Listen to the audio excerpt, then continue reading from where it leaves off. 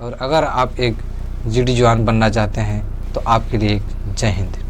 तो आपके लिए एक नोटिस है कि constable GD central arm force CAPF SSF and rifle man GD in Assam rifle examination 2024।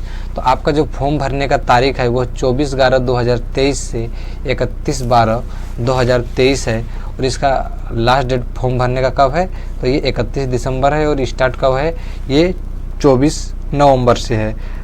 अगर आप इसमें किसी भी प्रकार की त्रुटि है और उसको आप सुधार करना चाहते हैं तो वह 4 तारीख से लेकर यानी 4 जनवरी 2024 से लेकर 6 जनवरी 2024 तक कर सकते हैं। और ये आपका जो एग्ज़ाम होने की संभावित तिथि है वो क्या है, फरवरी मार्च में हो सकती है।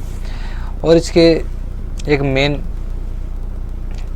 पॉइंट की बात करें तो इसमें अगर वैकेंसी की बात करें, अगर आप बीएसएफ के लिए फर्स्ट प्रेफरेंस में अप्लाई करना चाहते हैं तो एससी के लिए 735, एसटी के लिए 467, ओबीसी के लिए 1028, ईडब्ल्यू के लिए 1025 और यूआर के लिए 1956 है। इस तरह से आप वीडियो को पोस्ट करके CISF, CRPF, SSB, ITBP, Assam rifle, SSF, इन सभी की जो टोटल वैकेंसी है वो आप मेल और फीमेल दोनों के लिए देख सकते हैं। आगे चलिए बढ़ते हैं कि अगर एज लिमिट की बात करें तो आपकी एज लिमिट 18 से 23 वर्ष होना चाहिए। कब, 1 जनवरी 2024 को। और ये आपका जो जन्म तिथि होना चाहिए ये 2 जनवरी 2001 के बाद का होना चाहिए और ये 1/1/2006 तक के बीच का होना चाहिए। आपकी जन्म तिथि कब होनी चाहिए, अगर आपकी जन्म तिथि 2 जनवरी 2001 और 1 जनवरी 2006 के बीच में है तो आप ये फॉर्म डालने के लिए एलिजिबल है। अगर से आपका डेट ऑफ बर्थ ज़्यादा है, यानी कहने का मतलब कि 2 जनवरी 2001 से पहले जन्म में अगर आपका 1 जनवरी 2001 है तो आप उसके लिए, अगर आप ST/SC है तो 5 साल के लिए आपको रिलैक्सेशन का टाइम मिलता है। अगर OPC है तो आप 3 साल के लिए आपको एज रिलैक्सेशन का टाइम मिलता है।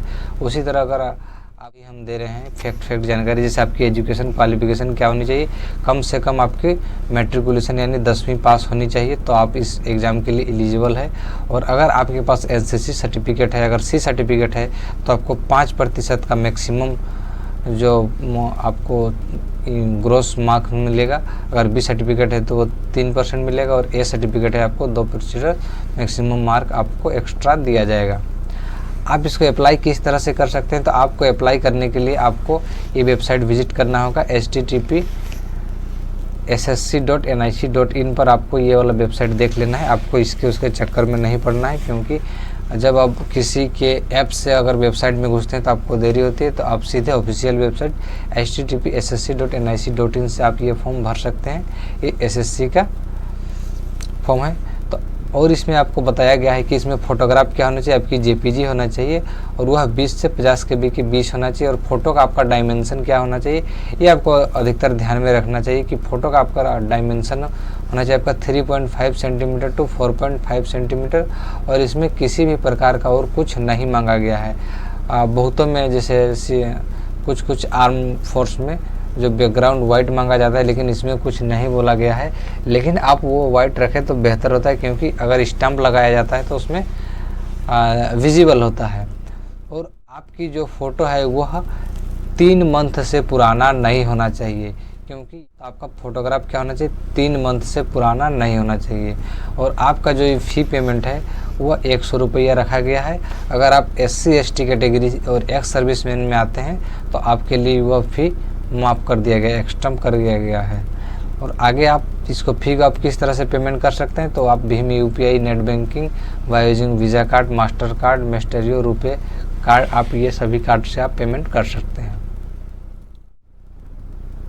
हाँ, अब आपके शेड्यूल ऑफ एग्जामिनेशन की बारी आती है।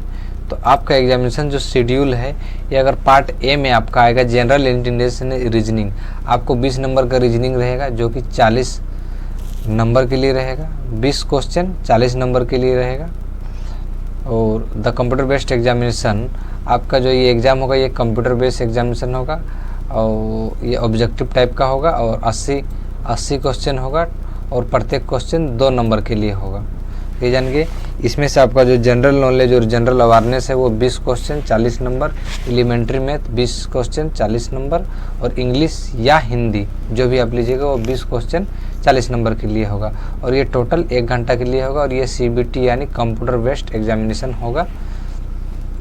और ये हिंदी और इंग्लिश के अलावा और बहुत से भाषा असमी, बंगाली, गुजराती, मलयालम, मणिपुरी, मराठी, पंजाबी, तमिल आदि भाषाओं में होगी, जिसमें से इंग्लिश को ही सर्वमान्य रखा जाएगा। किसी भी क्वेश्चन की गलत की अवस्थिति में इंग्लिश 4 क्वेश्चन में आपका 1 नंबर कटौती होगा, या तो एक क्वेश्चन में आप एक गलत क्वेश्चन पे आपको 0.25 मार्क्स काट जाएगा।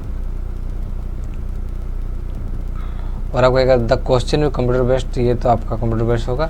और ये रहा आपका सिलेबस जिसमें आपका जनरल इंटेलिजेंस में पूछा जाएगा, एनालिटिकल एप्टीट्यूड, एबिलिटी ये आप देख लीजिएगा, रीजनिंग में ये सभी पूछे जाएंगे, जनरल अवेयरनेस में क्वेश्चन आपका पूछे जाएंगे, ये सब हैं। और एलिमेंट्री मैथ में this paper will be induct number system, देखिए इसमें आपको क्या पूछा जा रहा है, number system, computation of whole number, पूर्ण संख्या जो बोलते हैं, decimal, fraction, relationship between operation, percentage, ratio, property, ये सब पूछा जाएगा हिंदी इंग्लिश में। Candidate ability to understanding basic English, आपको जो बेसिक इंग्लिश पूछा जाएगा। और फिजिकल में तो आप जानते ही हैं, इसमें बहुत से पुराने होंगे और बहुत से नए होंगे, तो ये आप देख लेंगे।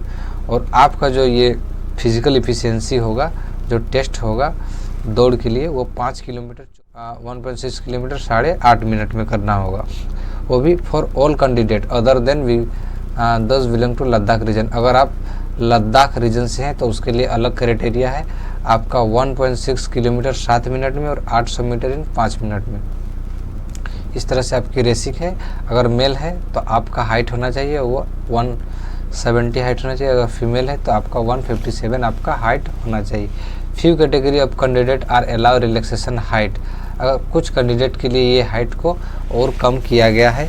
मेल के लिए 162 रखा गया है, किसके लिए, all belongs to schedule tribe, ST के लिए। अगर आप ST कैटेगरी से आते हैं तो आपको 162.5 सेंटीमीटर हाइट रखा गया है, और वही अगर ST कैटेगरी से हैं तो आपको 150 ही हाइट में चल जाएगा। All schedule tribe candidate of north eastern, अगर आप उत्तर पूर्व राज्य से हैं तो मेल के लिए 157 ही रहा है, तो भी आप इसके लिए एलिजिबल है। और फीमेल कैंडिडेट आप जिस कैटेगरी और जिस क्राइटेरिया से आते हैं वो आप ये देख लीजिएगा। आगे आपका आता है चेस्ट की बारी। तो chest male candidate should be having following standard for chest measurement, unexpanded 80 centimetre, ये आपका चेस्ट है जिसमें मिनिमम। और a few category candidate are allow relaxation in chest measurement, relaxation should chest measurement for such candidate are follow, जिसमें से देखिए कुछ candidate को चेस्ट के लिए कम रखा गया है, जैसे ऑल कैंडिडेट शेड्यूल ट्राइब के लिए 76 सेंटीमीटर रखा गया था, और मिनिमम 5, आपको जो 5 फुलाना है वो तो करना है। मेडिकल के ऊपर डिपेंड करता है कि आपकी वेट कितना होना चाहिए, ये मेडिकल आपका तय करेगा। चलिए उसके बाद आ जाता है आपका डॉक्यूमेंट वेरिफिकेशन की एग्जामिनेशन, सब उसके बाद आपका डॉक्यूमेंट वेरिफिकेशन आ जाता है। डॉक्यूमेंट वेरिफिकेशन में आपको मैट्रिकुलेशन का जो सर्टिफिकेट है वो प्रोवाइड करना होगा, उसके साथ साथ आपको domicile certificate, permanent resident certificate issue by the component authority, आपका कोई DO, DC, CO, SDO, DC का किसी का एक का हो सकता है। वैलिड NCC सर्टिफिकेट, और अगर आप NCC के लिए एलिजिबल है तो आप NCC सर्टिफिकेट भी आप दिखा सकते हैं। आगे आप अपना आधार प्रूफ में जो भी मतलब एडमिशन सर्टिफिकेट के टाइम जो प्रूफ में दिए थे वो वोटर ID, पैन कार्ड, आधार कार्ड जो भी थे वो उसको भी आपको सबमिट करना है साथ में।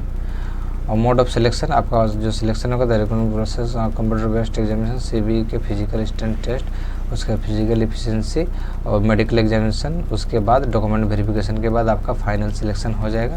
Candidate scoring following cut off mark के आधार पर होगा, जिसमें से short listing next stage without adding bonus mark, बिना बोनस मार्क के आपका UR में 30% होना जरूरी है। OBC और EWS के लिए 25% और ऑल अदर कैटेगरी के लिए 20% मिनिमम होना ही चाहिए। उसके बाद NCC सर्टिफिकेट जो है बाकी देख लीजिएगा आप। आगे आपको बताया जाएगा कि किस तरह से आपको फॉर्म भरना है। फॉर्म को आप किस तरह से अप्लाई कीजिएगा इसके बारे में यहाँ दिया हुआ है, तो आप देख लीजिए, वो भी आपको मैं दिखा दे रहा हूँ। और ये रीजन का है, जो आप toll free help desk number है, जो जैसे आपको कोलकाता रीजन पड़ता है तो आप इस नंबर पे कांटेक्ट कर सकते हैं। अगर हेल्प डेस्क एसएससी क्वार्टर में बात करना है किसी भी टेक्निकल क्यूरी के लिए तो आप इसमें बात कर सकते हैं। इलाहाबाद के लिए इसमें कॉल कीजिएगा और अपने रीजन के अनुसार आपका यहाँ सारा नंबर दिया हुआ है ऑल इंडिया के लिए। आगे आपका रजिस्ट्रेशन कर रहे हैं